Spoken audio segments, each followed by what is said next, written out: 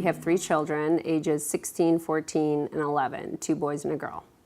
We decided to try ZABRA because we're not one to go and look at their phone and check their texts and go through their Facebook. I will every once in a while look at Instagram, but beyond that, I really don't know the conversations that they're having behind closed doors or on their electronics. So with our daughter coming into middle school, we just thought that this would be a good time to try it. She's going to be with her peers really more than she's with us, between 8 hours at school and then with teammates. The time with us is limited, so we thought we'd try it out on her. Really, I guess we were shocked about the amount of alerts we were getting initially. We're like, well, this must be wrong, they must have the wrong person, and so we started asking her, well, do you know these people, because these alerts are coming up?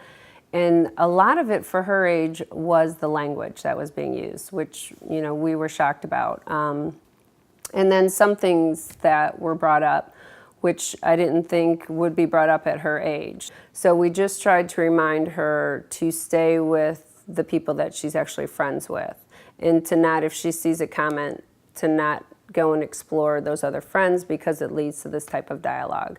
I read a stat somewhere years ago that in some households, parents talk with their children under 10 minutes a day, like in conversation.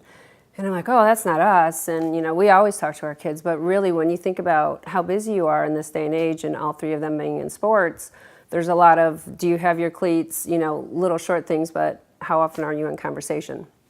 So I tried to turn around to her especially and say, we want to make sure that we're on top of it as parents. You know, it could have been 6 months that I've talked to her about underage drinking, or if someone offers you this, what are you going to say?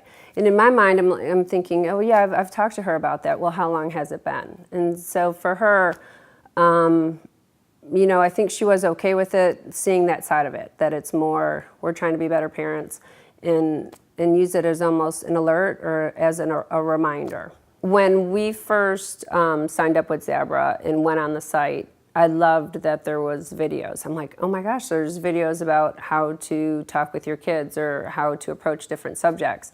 And that, it shouldn't have been surprising, but at first I think I thought of it like my kids think of it. Oh, you're monitoring and you want to catch me doing something, where it's almost a parenting tool. I mean, it is to make sure that your children are safe, but to me, being on email or being on text all day and having such a short amount of time with my kids, it's that reminder, wow, she was just alerted to this. So on that 10-minute ride to soccer practice, let's talk about this instead of, you know, what we're having for dinner. So I love the tutorials or the different conversations or how to talk to your child about this. It's just, it prioritizes, I guess, my parenting for the day. Yeah.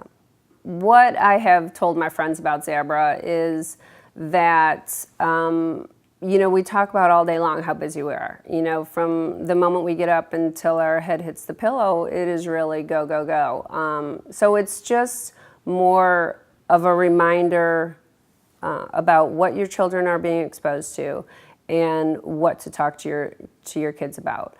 And even though you've talked to them about it a couple months ago, bring it up again, because they're with us for such a short time. As my son's a junior, you know, I've got 1 year left, and then I have to trust that he's doing the right thing. For the safety of your child, it's worth it to get those little plugs or those little reminders about what they're being exposed to. My name is Anna, and I'm a ZABRA parent.